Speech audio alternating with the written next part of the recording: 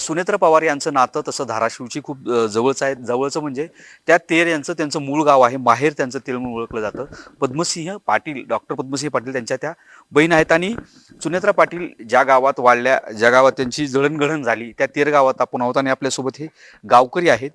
आज तशी दुःखाची वेळ आहे. अजित पवार गेल्यामुळं या गावकऱ्यावरती ही दुःख आहे. आपण तेर गावात बघितलं की 2 दिवसापूर्वी अजित पवारांची घटना कळाल्यानंतर या गावकऱ्यांनी हे गाव बंद करत दुखवटा पाळला होता. त्यानंतर आज ही सुनेत्र पवार जरी शपथ घेत असली तर मोठं दुःख या गावकऱ्यावरती आहे.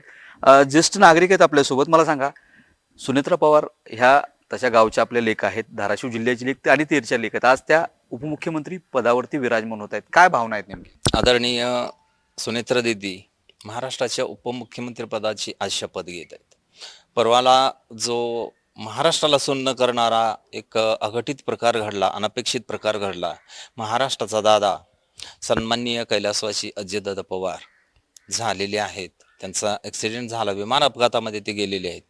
महाराष्ट्राच्या जनमानसामध्ये त्यांची जी एक खोलवर अंतःकरणावरती, हृदयावरती विराजमान झालेली प्रतिमा होती, त्या प्रतिमेचं म्हणजे संवर्धन करण्याचं काम आदरणीय सुनेत्रा दीदींनी आतापर्यंत केलेलं होतं. पण दुर्दैवानं त्यांच्यावरती हा आघात बसलेला आहे आणि त्या आघाताचं दुःख त्यांना जसं आहे तसं त्या तेरच्या आहेत आणि आम्ही सगळेजण तेरच्या आहोत. त्या आमच्या दिदी आहेत, त्यांचं गावही तेर आहे.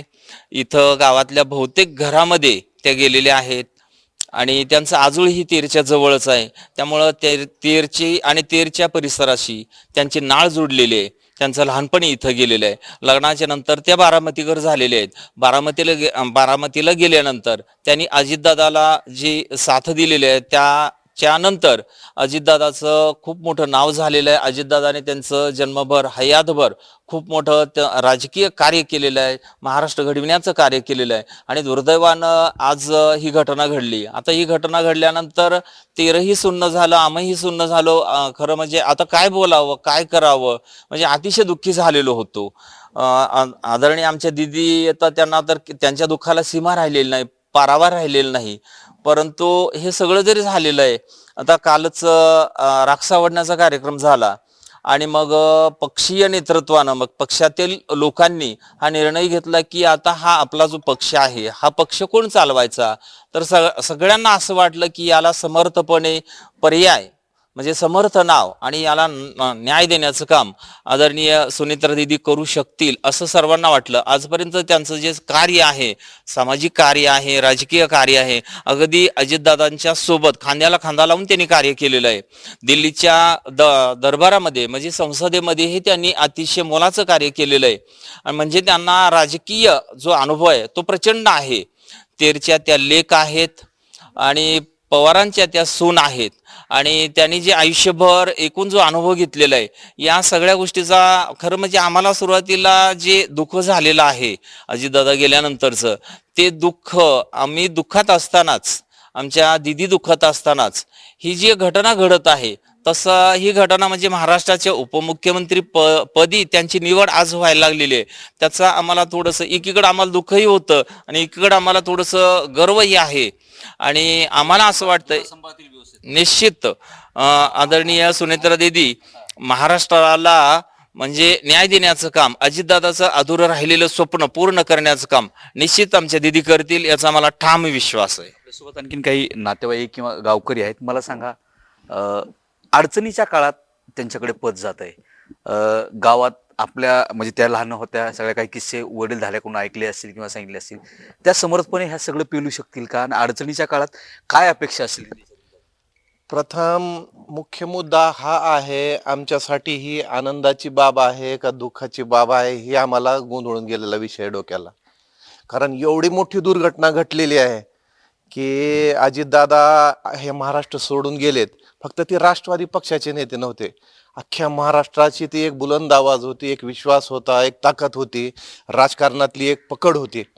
पण ज्या सक्सेसफुल माणसाच्या पाठीमागं एखाद्या महिलेचं हात असतंय, तसं सुनेत्रा दिदीचं पण त्यांच्यामध्ये सिंहाचा वाटा होता अजितदादा उभे करण्यामध्ये. अजितदादांचं ज्यावेळेस लग्न झालं होतं ते एक सहकारी संस्थेचे डायरेक्टर होते. नंतर त्यांचं लग्न झालं. हे सगळे विषय आमचे स्वर्गवासी जे मित्र होते, आमचे जे आधारस्तंभ होते अमरसिंह पाटील त्यांचे बंधू होते, त्यांच्या तोंडून हा विषय ऐकलेला बा आम्ही. आणि त्यांच्याकडं दूरदृष्टी, चाणक्य असे बुद्धी ताईकडं पहिल्यापासूनच होती. डॉक्टर साहेबांनी ज्यावेळेस सोयरीक केली त्यावेळेस फक्त अजितदादा डायरेक्टर होते. नंतर त्यांचं जे काय मार्गदर्शन कौशल्य पावलोपावली त्यांचं साथ समर्थन करून अजितदादा महाराष्ट्राची एक खूप मोठी ताकद उभी झालेले होते. मग आता दुर्दैवानं काळानं हिसकावून घेऊन गेले आणि आज ही परिस्थिती त्यांच्याकडे जिम्मेदारी म्हणून आलेली आहे. त्यांच्या पक्षाची काय धोरणं असतील, पक्षाचा प्रोटोकॉल असेल, राजकीय राजकीय काही परिहार्थ असेल, त्यामुळं हा विषय झालेला आहे. आणि दीदी म्हणजे एक सक्षम असे राज्य चालू शकते. चालू शकतील. आणि त्यांना आज महाराष्ट्राचे महिला उपमुख्यमंत्री म्हणून पाहिलं जात आहे. ती एक इतिहासच आहे. हा, काही गावकरी देखील आपल्या सोबत आहेत. गावकऱ्यांनी शोक पाळला होता. गावकऱ्यांनी अजितदादा गेल्यानंतर हा निर्णय घेतला होता. आता देखील सुनेत्रा पवार गावची लेक जी उपमुख्यमंत्री होते, गावकऱ्यांची भूमिका कशा पद्धतीने याचं स्वागत किंवा कशा पद्धतीने हे सगळं स्वीकारतंय गाव? अजितदादा जाण्यानं अख्ख्या महाराष्ट्राला दुःख तर झालेलंच आहे, पण आज घडीला पक्षाची काय धोरणं असतील त्यांची, त्यांना सुनेत्रा आत्याला उपमुख्यमंत्री करण्याबद्दल त्याच्यामध्ये विचार करायला गेलं तर तसं काय ती काय सुखाचा क्षण नाही, पण नाविलाज आहे. पक्षाची काय धोरणं असतील, काय त्यांचे काय विचार असतील, काय अडचणी असलेल्या, त्याच्यामुळे त्यांनी नाविलाजानं आज ती स्वीकारावं लागले. तसं खऱ्या अर्थानं ही सुखाचा क्षण तर नाहीच. गाव एवढा उत्साह करणार नाही. गाव तर उत्साह बिलकुल करणार नाही, पण नाविलाजानं पक्षानं थोडंसं सूचना दिल्याच्या अवघानं त्यांनी ती नाविलाजानं आज त्यांनी ती धुराव सांभाळावं लागली. तसं सुखाचा तर क्षण नाहीच. ती एक अडचण आहे पक्षाला, म्हणून त्यांनी ती स्वीकारलेलं आहे. गाव तसं सुनेत्रा आत्या म्हणून सुनेत्रा पवारांना ओळखतं आणि सुनेत्रा पवारांची जडणघडण जी आहे ती पद्मसिंह पाटलांच्या घरात झाली. राजकीय धडे जे आहेत ते त्यांना माहेरीच मिळाले, त्यामुळं सासरी जाऊन देखील त्यांना राजकारण, त्यामुळं त्या निश्चितच येणाऱ्या काळात, पुढच्या काळात जो आहे तो वारसा समर्थपणे चालवतील आणि उपमुख्यमंत्री पदाची जी खुर्ची आहे त्याला न्याय देतील, त्या अशा अपेक्षा कुठतरी त्यांच्या माहेरवाशी गावातली लोक तेरमधली करताना दिसत आहेत. सागर जाधवसह बालाजी निरफळ, न्यूज 18 मराठी, तेर, धाराशिव.